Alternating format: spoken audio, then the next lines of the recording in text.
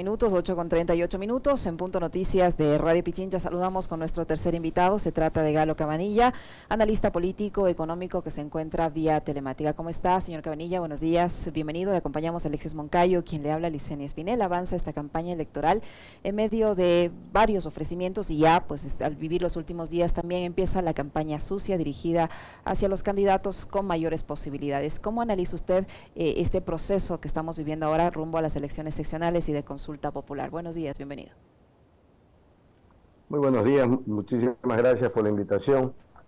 Es importante exigirle a los candidatos que se encuentran en este momento en la búsqueda del voto popular, exigirles que den propuestas claras y precisas de lo que piensan hacer en el momento de llegar a ganar las elecciones y cómo lo van a hacer. Creo que eso es fundamental para que las cosas funcionen. ¿Cómo está, economista? Bienvenido, buenos días. Quisiera conocer cuáles son sus reacciones con respecto de la última entrevista que concediera el presidente Lasso la noche de ayer al colega Milton Pérez. El presidente dijo que si bien hay previsiones de que 2023, por los factores que ya todos conocemos, guerra en Europa, la volatilidad de los commodities y demás, los multilaterales han previsto que va a ser un año difícil. El presidente ha dicho, pero Ecuador va a ser la excepción y Ecuador va a ser uno de los pocos países de la región que va a registrar un crecimiento superior al 3%. ¿Qué opinión le merece esa previsión del presidente Lasso? Bueno, es una previsión bastante optimista, dado que el Ecuador, como los otros países, vamos a estar en un entorno bastante complicado debido a la situación económica global. Sin embargo, si nosotros comparamos esa misma cifra de crecimiento, como lo están haciendo algunos analistas, con el año 2018 o 2019, antes de la pandemia, vemos que realmente el crecimiento es menos del 1%. Pero más allá de los números, lo importante aquí es tratar de determinar la necesidad de que el gobierno se ocupe de la producción y de la generación de empleo. La economía del Ecuador no es solo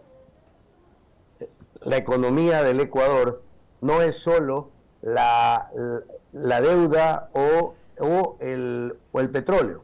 La economía del Ecuador pasa por la generación de empleo, por el impulso a la producción, a la agroindustria. El Ecuador hoy por hoy tiene una gran oportunidad. ¿Cuál es? La necesidad de alimentos por parte de la población mundial. Nosotros tenemos la oportunidad de proveer de esos alimentos e inclusive de proveer minerales para que la energía también en el mundo pueda mantenerse, pueda sustentarse. Entonces, lo lógico sería tener un plan económico de desarrollo de las industrias en el Ecuador. No coincido con la posición del presidente, lo que mencionaba ayer, ¿no? Que si en cuanto al subsidio de los combustibles fósiles, era entre darle a los ricos, los camaroneros, y a los pobres, destinarlo a la madre soltera o a la desnutrición infantil. La comparación no es así. El hecho de que se haya mantenido un subsidio para determinado sector económico significa que había una cadena de costos, una estructura de costos. Y esta estructura de costos era lo que le permitía ser competitivo a ese sector, en este caso el camaronero, en el exterior, en la competencia con los mercados internacionales. Y de esa manera, este sector tenía la oportunidad de vender más. Eso generaba más empleo y hacía que ingresen más dólares en el Ecuador, y eso beneficiaba a la economía, a nuestra economía, que es dolarizada, y aumentaba el consumo. Entonces, el hacer esa pobre comparación entre si le doy a los ricos o le doy a los pobres es algo que nos deja preocupados, porque el presidente tiene una cuenta pendiente con el Ecuador en lo que es la generación de empleo, y eso se logra a través del impulso de cada sector de la economía, y hoy por hoy la agroindustria es uno de los más importantes. Economista Cabanilla, el riesgo país del Ecuador, dicen algunos medios de prensa, que se ha reducido en alrededor de 200 puntos, esto por la expectativa que hay en los mercados de que gane el sí en la consulta popular, una tarea a la que se ha dedicado el gobierno en sus diferentes frentes, a invitar a la población a que dé el sí en la consulta popular. ¿Usted cree que si gana el sí esto siga así, siga bajando y qué tanto nos conviene que esto ocurra?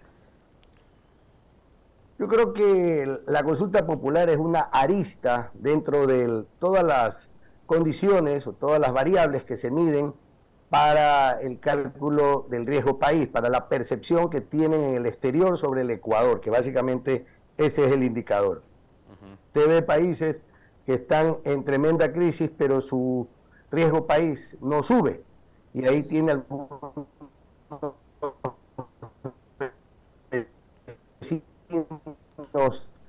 en Latinoamérica. Entonces, lo que debemos procurar más bien realmente, digamos, realmente se maneje de una forma adecuada, y de ahí, a partir de eso, el buen manejo de las finanzas públicas, de los indicadores sociales en el país son importantes. Ayer, a propósito de lo que usted señalaba hace un momento, economista, el tema subsidios y combustibles, recordará que esa ha sido, digamos, una suerte como de bandera de lucha del movimiento indígena, tanto en octubre del 2019 como también ahora en junio del 2022. Y ayer el presidente en un tramo de la entrevista se refirió justamente a eso, y hoy en la mañana la CONAIE le ha respondido con un tuit desde su cuenta oficial y le dicen: no, señor presidente, su gobierno no ha cumplido los acuerdos firmados, engañó otra vez, no al sector indígena sino al pueblo ecuatoriano, habla de intereses electorales pero cínicamente utiliza la consulta popular para tapar su incapacidad y mal gobierno. Más allá del tema de los 15 centavos que fue materia de discusión durante las protestas de junio, y lo que ha pasado desde entonces hasta los diálogos de octubre, en donde, digamos, no vemos en definitiva mayores frutos, y vemos más bien que se dan una serie de desencuentros entre el gobierno y la dirigencia indígena, ¿cuál debería ser el modelo, a su criterio, economista, que adopte el país en torno a este, que es un tema sobre el cual se ha discutido muchísimo durante ya largo rato, que es el del subsidio a los combustibles? El subsidio a los combustibles tiene un objetivo puntual, que es el de no influir en la inflación de la economía. No, es decir, no influir en el incremento de precios. Hay toda una estructura ahí. El hablar de una manera general sobre el subsidio de los combustibles, o peor, de una manera política, me parece irresponsable. Los subsidios, económicamente hablando, son un mecanismo para transferir recursos al sector, a la sociedad, a la parte que los necesita.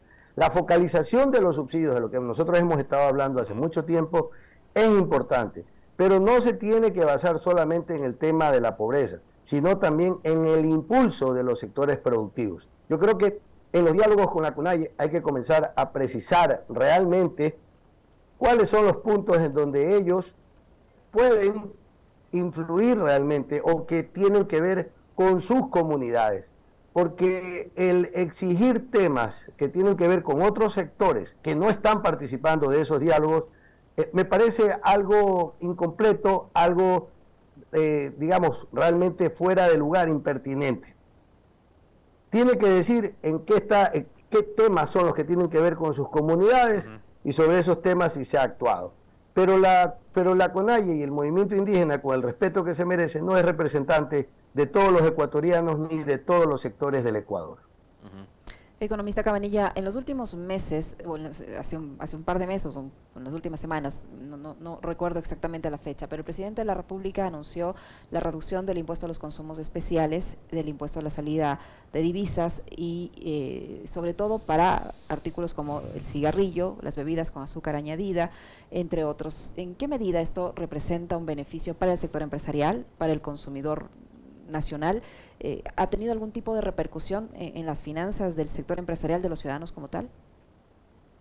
Bueno, eso es realmente tapar el sol con un dedo. Esos son parches en la economía. Cuando uno habla de una reforma tributaria, que sería el caso, uno realmente tiene que preocuparse por cómo va a afectar a los diferentes a los diferentes miembros de la sociedad, ¿no? Y cómo esto va a generar un crecimiento, un desarrollo o va a beneficiar a alguien en la economía.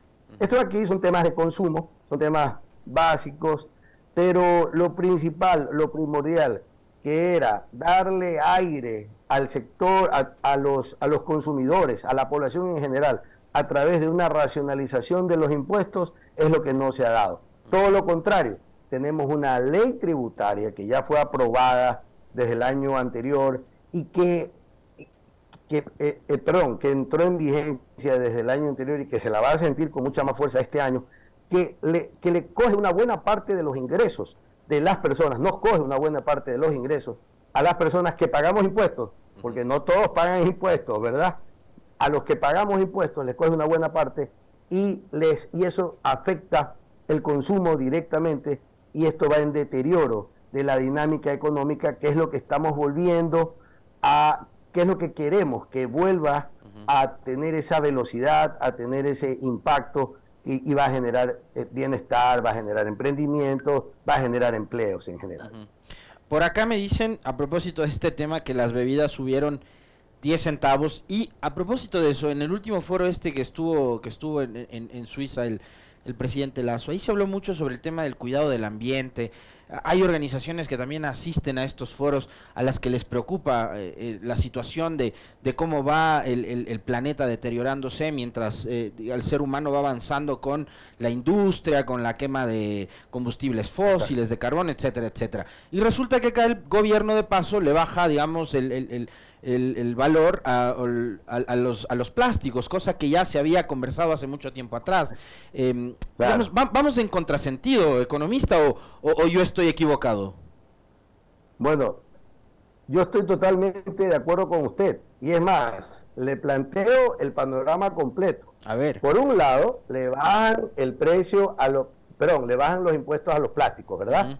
Por otro lado, ayer el presidente dice que en Davos se dio pues el lujo de decir que el 90% de la energía que se produce en el Ecuador es energía limpia. Así es. Y que está trabajando por el medio ambiente. Entonces, es una contradicción terrible. Parece que no se entiende realmente cuál es el flujo económico que debe manifestarse o cómo es que van a impactar las energías limpias en una nueva economía. Se está pensando, como digo yo, siempre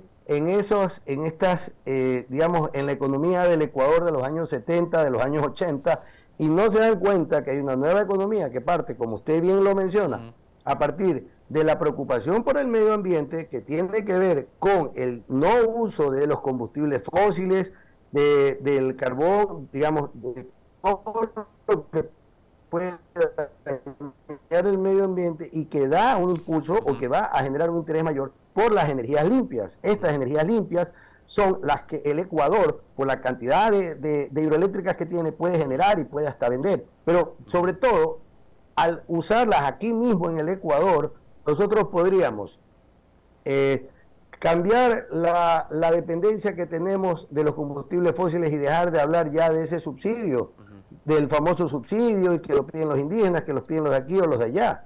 Si nosotros trabajamos con energías limpias, bajamos los costos a todo el mundo. Un taxista que se puede gastar hasta $300 en combustible, de 300 a 500 dólares, dependiendo de su jornada, pues con energía limpia puede llegar a gastar hasta $20, dependiendo de su jornada. Las diferencias son enormes. Entonces, ahí estamos viendo que hay una incoherencia en el manejo de la economía y sobre todo una falta de interés de impulsar un nuevo tejido económico de acuerdo a las realidades que está viviendo el mundo. Y ahí también está el tema de la necesidad de alimentos.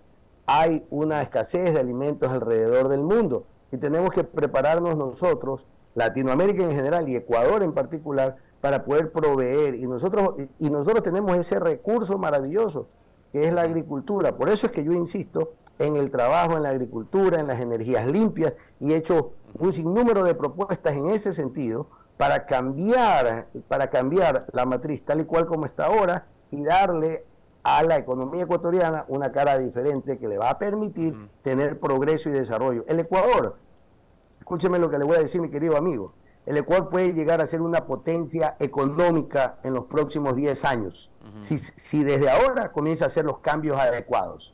Ayer, a propósito de este tema que usted menciona, que recuerda, economista, el presidente habló, sí, de que había sacado pecho, ¿no? De que Ecuador tiene energía.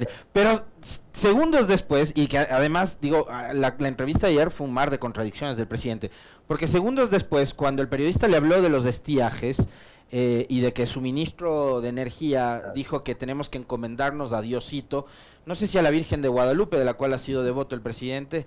Yo pensé que le iba a llevar al Papa una imagen de la Virgen del Cisne, del Quinche. No, pero el presidente dijo... De la narcisita. Ante el tema de los estiajes, vamos a ir a las termoeléctricas. Entonces, ¿de qué energía limpia estamos hablando si el presidente, la salida que ve a la crisis por los estiajes es justamente recurrir a la energía que se produce a través del uso del diésel? Y me imagino que detrás de eso también habrá unos enormes intereses económicos por parte de quienes manejan las barcazas o están vinculados con el negocio de la importación de diésel. Bueno, ya lo dijo ayer, pues son 400 millones de dólares que le va a costar eso. Un billetazo. Lo cual significa, así es, lo cual significa claramente que no se han preparado adecuadamente para este tipo de situación. Incluso, mire lo que dijo, que es algo que yo ya he mencionado, que el parque termoeléctrico tendrá que comenzar a trabajar completo. O sea, el parque termoeléctrico en el Ecuador está usado a su capacidad instalada a un 50% nada más. Y esa es una realidad que se vive en el Ecuador. Sin embargo, la energía eléctrica es tan cara y vendemos la energía eléctrica, la poca que se produce, más barata a otros países. O sea, es más barato que lo que se le vende a los ecuatorianos. Es una locura y una pésima administración, más allá pues de la corrupción que existe y que ya pues se está investigando en este momento y que la Fiscalía tiene que dar los resultados adecuados de lo que está sucediendo con CENEL y todas estas empresas públicas, las cuales no tienen ni siquiera balances. Escúchenme lo siguiente, no tienen ni siquiera balances. Por eso es que pueden llevarse la plata en sacos de yute sin ningún problema esta gente corrupta. Ahora perdón, para cerrar el tema de los subsidios y la energía, licenciado, solo para cerrar, porque me envían un mensaje y me dicen, había un proyecto que era muy bueno y de hecho las famosas cocinas de inducción deben estar en alguna bodega oxidándose. ¿No sería bueno retomar, digamos, proyectos en ese sentido que también son un complemento de esa energía limpia que es amigable con el ambiente? Cocinas de inducción. Bueno, habría que analizar cómo está ese proyecto, porque puede ser que rehabilitarlo cueste más que empezar uno nuevo. Entonces, ahí pasa por un análisis técnico. Sin embargo, hay muchas opciones para mejorar, para aprovechar las energías limpias. Por ejemplo, los carros eléctricos, ¿no? Que es el mayor impacto realmente de los combustibles para la economía de las personas y de las familias. Entonces, porque es la transportación, etcétera. Entonces, yo creo que ese trabajo que se puede realizar a través de los carros eléctricos, de que se comience a cambiar el parque automotor, que como lo está haciendo Francia, como lo están haciendo otros países en Europa, cambiando este tipo de parque automotor para que usar los carros eléctricos, usar energías limpias, bajar los costos de la economía. Y esos $3.000 que le preocupan al presidente, pues ya no van a existir, ya no va a haber problema con eso, porque son energías limpias y no vamos a tener que importar más combustible para los ecuatorianos y subsidiarlos. Entonces, son soluciones de otra índole que el gobierno no las está viendo, solamente está preocupado por tener los saldos en los balances, ¿no? Gastar lo menos que sea posible, porque ahí salen unas cantidades enormes de gasto social que cuando usted sale a la calle realmente no sabe dónde están. Pero a la cuenta lo que necesitamos es realmente pues este manejo del medio ambiente, acceder a este tipo de recursos inclusive que hay internacionalmente, pero sobre todo estar conscientes que globalmente nosotros somos en este momento un diamante para el mundo. Por eso debemos trabajar en la industria, en las empresas, en el desarrollo de la economía bajo una nueva perspectiva, que es lo que el mundo necesita, en base a la demanda que hay en el mundo. Y eso es lo que nos puede traer un un verdadero bienestar desde ahora y convertirnos en una potencia en el mediano plazo. Para finalizar, economista Cabanilla, y en honor al tiempo, yo le pido su comentario respecto a uno de los anuncios que hizo ayer precisamente el presidente de la República relacionado al tema de la energía eléctrica, y es que para reducir la deuda con China se está analizando, dijo, la posibilidad de concesionar la mayor central hidroeléctrica que tiene el país, que es el Coca-Cola Sinclair, a el gobierno de China, en este afán de reducir la deuda. ¿Cómo mira usted ese proyecto? Bueno, en la medida en que las concesiones no signifiquen el entregar los activos que fueron financiados con dinero de los ecuatorianos al sector privado, yo creo que habría que analizar esa propuesta. No la conozco, él mismo no la mencionó porque dice que estaba en análisis, así que poco podría opinar sobre ese tema. Pero yo, con respecto a las concesiones, lo que digo es, siempre y cuando el Estado no pierda la propiedad y además se vea beneficiado con la operación de esa, en este caso, de esa central hidroeléctrica, yo creo que es un mecanismo viable, porque hoy por hoy se le ha hecho muy difícil al Estado realizar, digamos, el mover todo el parque termoeléctrico. Ahora, lo de reducir la deuda con China me parece algo estratégico, pero como le digo, habría que ver el perfil de la propuesta para realmente poder opinar algo más amplio. Muchísimas gracias, economista Cabanilla, por habernos acompañado en este diálogo. Muy amable. Muy gentil, un abrazo. Gracias.